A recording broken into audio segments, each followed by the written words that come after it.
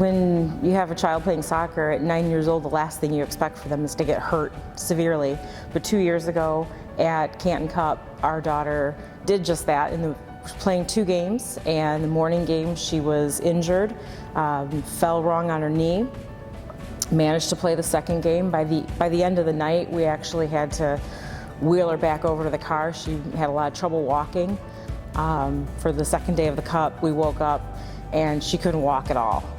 So first thing we did was take her to urgent care, have them take a look at it, and kind of got the general, oh, she sprained it, stay off of it, ice it, keep doing what we're doing.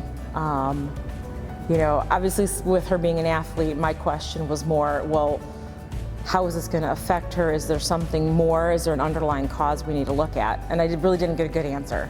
So she had been training with Ivan at Pryde here with her soccer team, and so I came to Ivan and said, okay, what can we do to help her?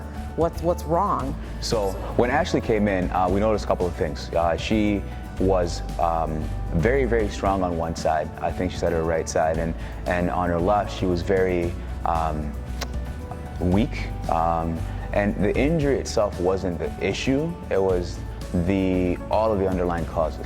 When I got hurt, I felt like I couldn't walk on my left leg at all because I felt like I was just gonna fall down, and my knee, it just kept buckling, and then I just couldn't walk on it. So her VMOs, or her vastus medialis oblique, and that's where the quadricep that comes on the inner thigh, was very, very atrophied.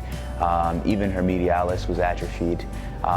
She could do a full pistol squat on one side, on the good side, but on the left side, when she got into a pistol squat or close to, she would just collapse.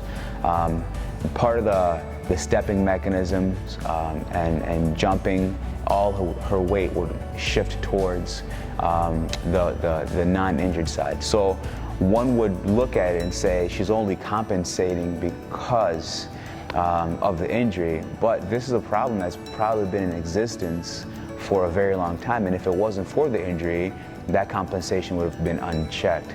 So part of our assessment is to look at how kids are moving, how kids are jumping, how kids are landing, and how can we correct that? And you know, if we look at these things, it tells a different story, and then you're able to develop a program to fix the compensations.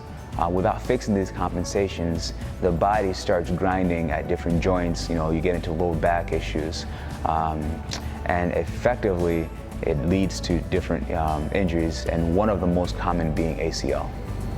The best part about coming here to Pryde was meeting Ivan and the rest of his team, because they just helped me get stronger on my left knee, and I just feel really thankful for them. What we've done here at Pryde Athletics is really thought about why ACL injuries happen, and with the prevalence of it, especially in female athletes, we need to take a look at, you know, the prevalence of, you know, the non-contact versus contact. So nationwide, about 70% of ACL injuries that occur are non-contact. So this really or incorporates rather, cutting, pivoting, jumping, landing, and then the other 30% are contact. So a kid plants their leg and someone runs through their knee.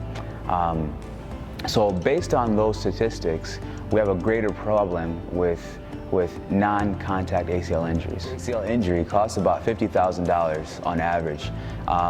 And when we look at the recovery period, it's 6 months to 12 months.